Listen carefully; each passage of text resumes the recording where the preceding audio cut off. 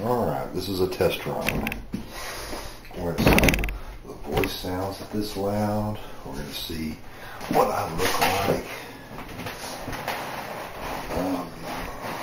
We're going to see just about, hopefully I can find some video editing software on here. I'm hoping this is loud enough. Oh, I'm sitting back all relaxed. I'm pretty tired. It's been a long damn minute. I hope you can still see me. Oh. I just found out that the man that my first wife married after she divorced me, who became my daughter's stepfather, I found out that he tried to have sex with one of my daughter's cousins, my first wife's sister's daughter, when she started out when she was like 15 or 16 years old. Happened on numerous occasions. He also, when he was part of the police department down in Round Rock, discharged a firearm inside of his bedroom, I believe. I wasn't there, I don't know all the details, but this is what I was told by my daughter when she was younger. Asked me very nicely not to say a word, begged me practically. And he apparently got in a fight with my ex-wife, threatened to commit suicide, went into the bedroom, pulled the trigger inside of the apartment. That's bad enough, but then got my daughter, and I believe she was probably 8, 9 at the time, maybe 10, I don't know. I can't remember, I'm real bad with memory. But let's say she was 10 at the time, even 12, it doesn't matter. Both of them, my ex-wife, and probably on the behest of her husband, got my daughter to lie to the cops about what happened. What does that teach her? You know, what does that teach people when they teach them to lie? I mean, I can understand you don't say anything to the cops. You know, kudos for that. You know, but to get my daughter to lie about it, you know, they should have just simply told her not to say anything. You don't talk to the cops. You never talk to the cops. You never trust the cops. Anything and everything you say can and will be used against you. You can't talk to the cops. It's a sad thing. This motherfucker. I don't know. I don't know what to do. I mean, I don't know what to do. But I need to find out whether or not he was touching my daughter. I'd already told him that I would end him if I found out that he ever touched my daughter in any way. Harmed my family. And I'm ranting. A little upset. I'm very, very open-minded, very charismatic, very optimistic person. You know, I'm always happy. I'm always joyful. I try to be. You know, I've got my ups, I've got my downs, just like everybody else. But I try to be a happy person. And I try to make the people around me happy. I joke around, I play around, do what I can to make the people around me happy. But this right here, I was married to my second wife, and we found out that her first husband was molesting her oldest daughter. Now, of course, the kids pretty much lived with us all the time. He never had a job or anything. You know, when he did, he moved around a lot, so they pretty much stayed with us. Of course, my second wife had custody, primary custody. They were with us anyway, but they pretty much stayed with us all the time. I gave him a job tried to help him out. We let him live in our house. And come to find out, he'd been molesting her since at least age 12 to 14 was when, or 11, 11 years old, 10 or 11, until she was, 14 when we found out. He was not only molesting her, he was molesting my second wife's sister, her two little girls. She had her biological daughter and her stepdaughter, who was 2 at the time. Her biological daughter was, I think it started out when she was like 5 or 6, maybe. I don't know. I don't know the exact details, but it happened. I mean, it all came out in court, of course. He molested his brother's girlfriend's little girls. And who knows? I mean, he molested one of Jolene's, my stepdaughter's, friends. And he was around my daughter.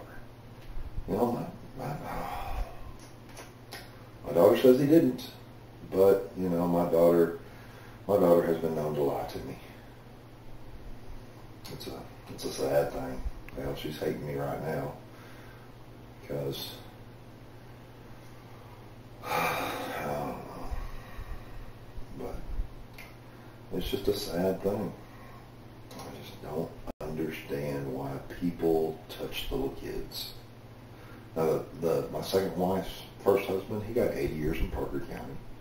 He got 15 years in Hood County and 35 in Palo Pinto. Even though he got all these different sentences in all these different counties, he only has to do 40 years before he's eligible for parole. I mean, the minimum is 40 years. At least it's 40 years. And he's a skinny, little, pretty boy, white boy, so regardless of what he did, he's gonna be somebody's bitch. And that's a good thing. He deserves nothing less. I told him, when I hired him, that, if I ever found out that anybody was touching my children, my stepchildren, my biological children, it doesn't matter, that I would take a pair of pliers to them. Well, come lo and behold, when we found out all this was going on, and he admitted it to my second wife, he went on the lam. He went on the run for about a year. Cops couldn't find him. They really didn't try very hard. I guess child molestation, I mean, if you look at the statistics, I know a lot of children, their parents don't encourage them to stand up, step forward, and, pursue it. But, the court system's set up in such a way, just like everything else, that they get these, child molesters to plea out, and they get probation for molesting a child. I'm not talking about a 16, 17-year-old young lady. Biologically, the moment that a young lady starts her biological clock going, has her first period, then nature said that she's ready to have children. Morally, legally, in the system that we're in, they've got to be, I think it's 17 in Texas, maybe 18. I'm not sure. It doesn't matter. I don't have any interest in anything like that. But regardless, they're still not really developed. They're still not really mentally developed to handle it, no matter what. And I know children get sexually active at a young age. I lost my virginity at 16. Everybody else, I'm sure, never really knew for a fact, but I'm sure they probably lost their virginity at much younger ages. Some people probably never lost their virginity. Some people probably lost their virginity in college or when they first got married. So, everybody's different. Everybody does things differently, but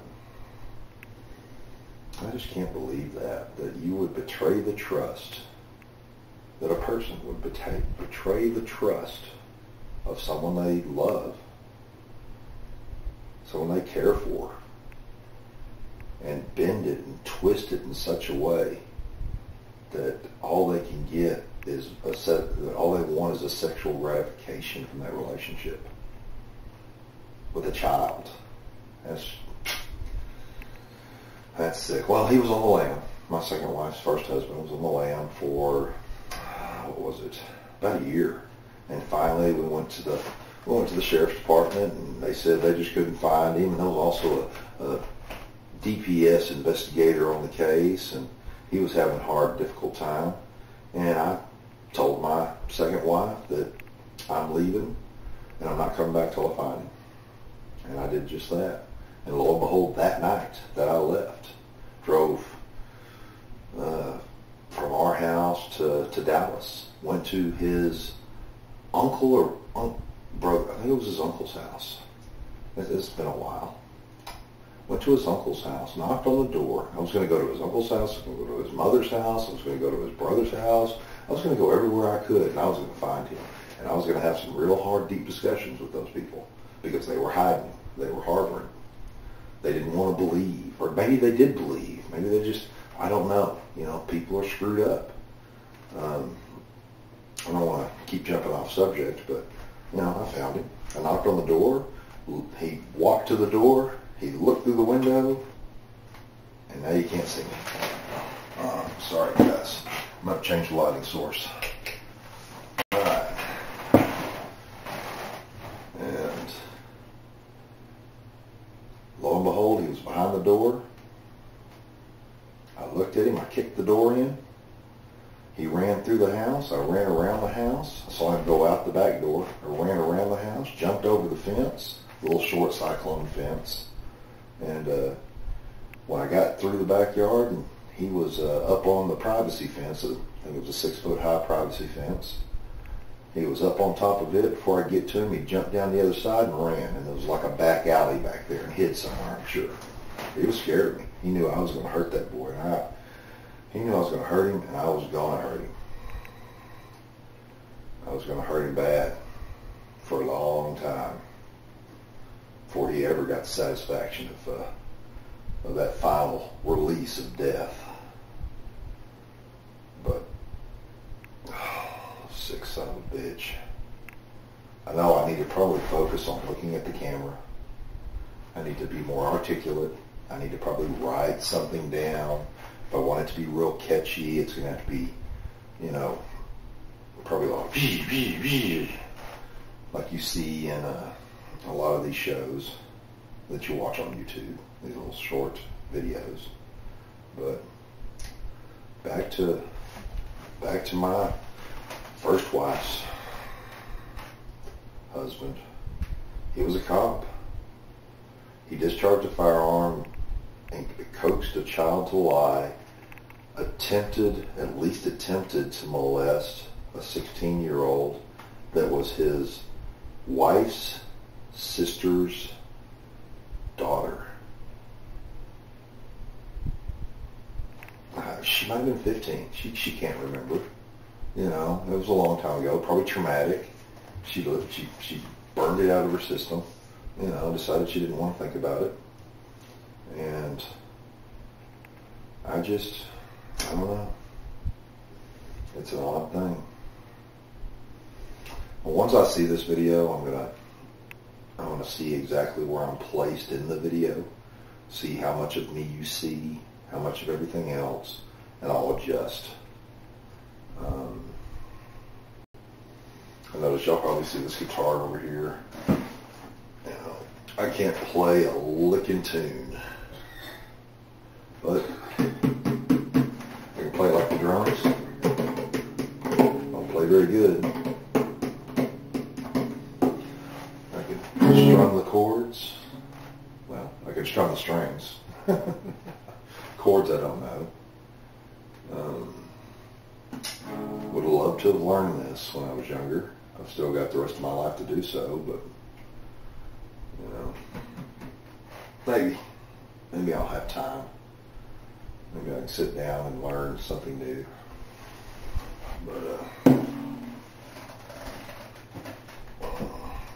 I know you'll probably notice the flag behind me and the way it's hanging. It's just a window covering.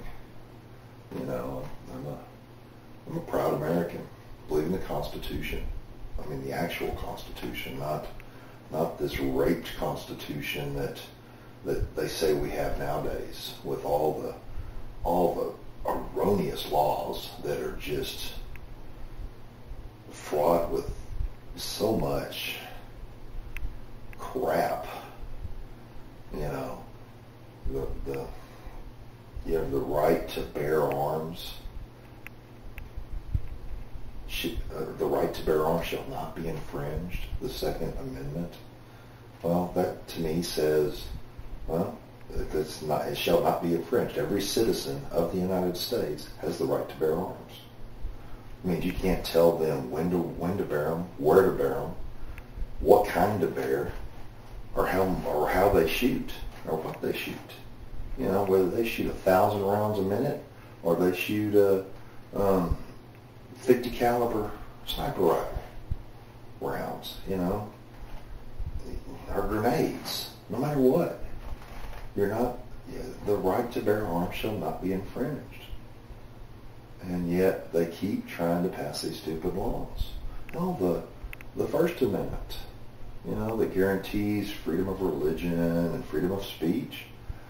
There's no such thing as freedom of speech nowadays. If you get together with some people and you want to talk, you know, peaceable speech, you know, peaceable is what it says. They don't want you to go out and start a riot. That's what needs to happen. The world is going to the shithole.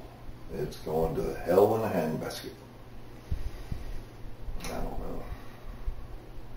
This turned out to be a rant rather than a test, but I figured I had to say something. I get on Facebook every once in a while, and I type my philosophy, whether it be about religion, whether it be about politics, whether it be about human nature. I try to inform. I try to enlighten. I try to harbor I harbor a deep feeling for people. I care for people. I want people to be joyful and happy, and, you know, not sad and depressed and angry and all that good stuff. And, you know, so I try to give my little 2 cents, my little, I guess you'd call them little essays, sometimes just a paragraph, sometimes just some broken sentences. You know, I write fairly well, but, you know, I'm not a master wordsmith. But I do what I can, and I try to, that's what I'm looking at now. I'm not reading anything. I'm looking at my laptop. Don't have a smartphone. Would like to have one. I don't know. I've got my little old phone, and it's bad enough. It's probably got GPS in it, but, you know, everything nowadays is designed and set up where it's got so much information on it that I guess, you know, why would they have GPSs in phones? Why would you need them? I know that here's why we put them in there, you know, so you can have maps and this and that, but it's already been proven that you can hack a phone and you can find people with that phone. You know, if you do something, and if something happens and the police come after you for it, all they've got to do is get your phone records, and they can tell you where you've been every hour of the day, every minute of the day. They can tell you where you've been here, where you've been there, where you've been there, just because you had your phone on your possession. Doesn't matter if it's turned off or not. If you don't pull that battery out of it, they know where you're at. Why do they need that technology? Why do they need to know where we're at? I don't know. Like I said, this became a rant, and I'm definitely looking forward to possibly starting my own, well, I've got my own YouTube channel, but maybe a little blog, maybe a little video blog. Maybe I'll start reading some of the stuff that I post on Facebook. Thought about putting it all together and maybe getting a book published. Something, you know. Maybe it'll help people. That's why I do it. That's why I write what I write. To help people, you know, that need help or think they need help, or to what was I going to say? Sometimes I'm a loss for words, and you're going to catch that. Maybe I'll get into editing and be able to edit all this kind of crap out. But, you know, I like to incite discussions and, you know, get people motivated to talk about things. And sometimes I write stuff and I create it in such a way that it's to entice that discussion, entice that debate, you know, so that people will talk about things. Because if you don't get it off your chest and talk about it, no matter what it is, and you let it sit deep inside of you, it's going to build up and build up and build up. And if it's something that's negative, it's going to explode, and you're going to take it out and lash on someone else, something else. And like I said, it's just to help people. I'm going to have to also get me, I know right now, so I got to get me a clock or a timer or something so that I can keep my time within a certain time span. So I'm going to go ahead and cut this off. I appreciate your views. Thank you very much. I guess leave a comment. Let me know what you think. You know, let me know if I'm going in the right direction, and I would appreciate that. You know, if you got negative comments, I'm pretty thick-skinned. I can pretty much take it. But if you got negative comments, you know, what's that old adage? You know, you can catch more bees with honey than you can with vinegar. You know, that's true. You know, I like good, intelligent debate. The people that just are filled with hate are the ones that leave the negative comments, and I'm sorry for them. It's a sad existence. They've got the right to that existence, but it is a sad existence. But thank you very much, YouTubers. I appreciate it. Leave a comment. Have a wonderful day.